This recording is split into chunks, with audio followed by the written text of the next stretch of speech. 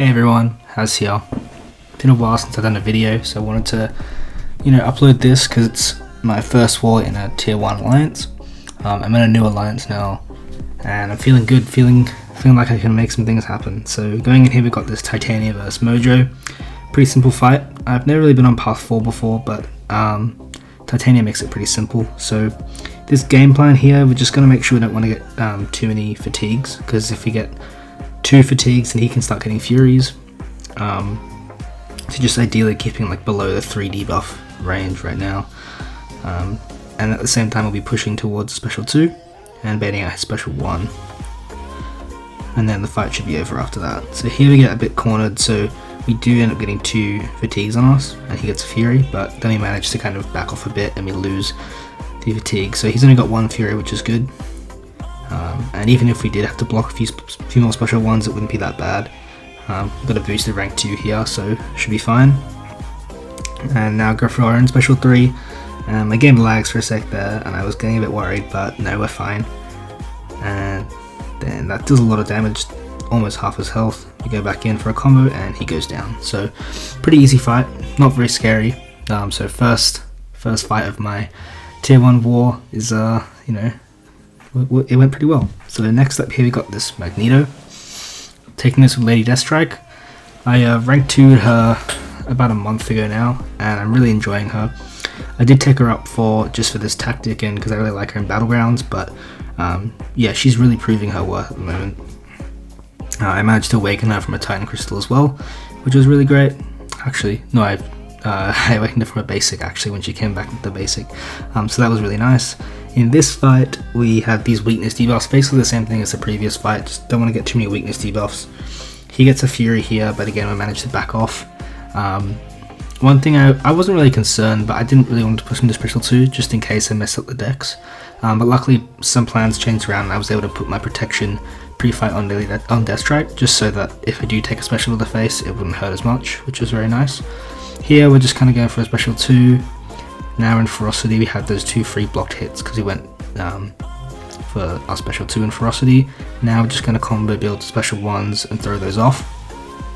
The great thing about Lady Deathstrike is you don't really need to intercept if you're against the mutant, because you can shut down unblockable abilities from mutants, which means you don't really have to intercept for the taunt and then get the steadfast, because they just won't trigger on unblockable. So that's really good, but you still kind of want to if you can, just to lower their attack a bit in case you mess up a little bit. But finish that fight pretty well.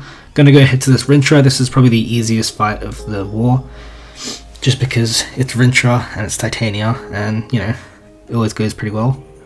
So here it's a similar sort of game plan as the Mojo fight, just going to build a special 3.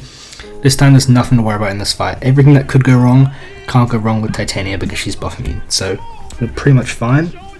We just got to keep knocking him down to make sure he doesn't get too many mystical charges. That's kind of our #1 goal right now.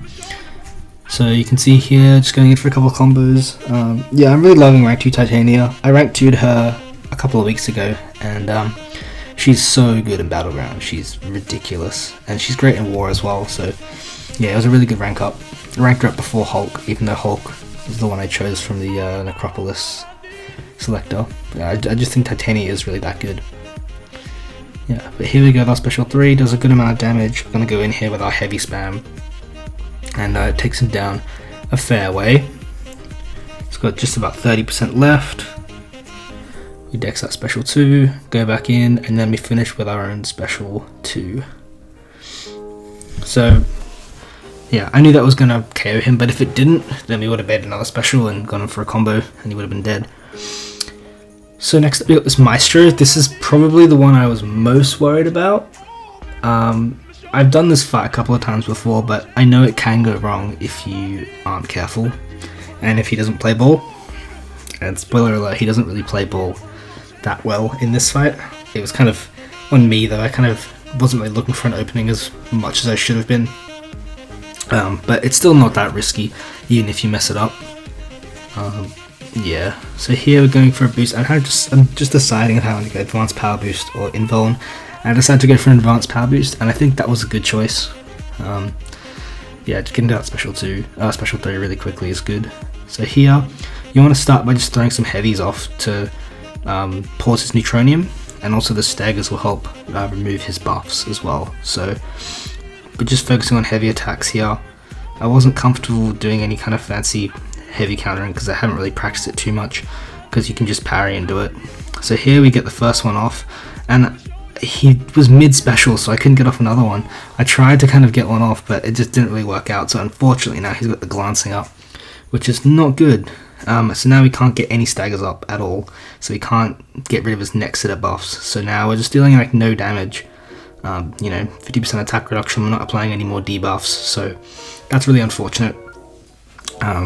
Yeah, all the debuffs go away because we're not applying any more because of the glancing, and now he gets his cosmic radiation, which is not great. You throw a special one here, create some space, taking a bit of damage, but nothing crazy. Then I'm going to speed this up here, just because there's a lot of waiting. It's a lot of waiting. Just waiting that superior rage out, because I don't want to do anything and take too much damage while I'm not going to be able to hit him much anyway, with the glancing and stuff. So here, I'm going to make sure this time that we do the staggers while he's not in the middle of a special, and try and time it a little bit better. Yeah, I think I just overlooked about how much neutronium he would actually gain from staggering a buff, and then also the special 2 time as well, so that's my bad. Here we stagger it, and then we go for another heavy here, again because he's not mid-special. It ended up working out quite well.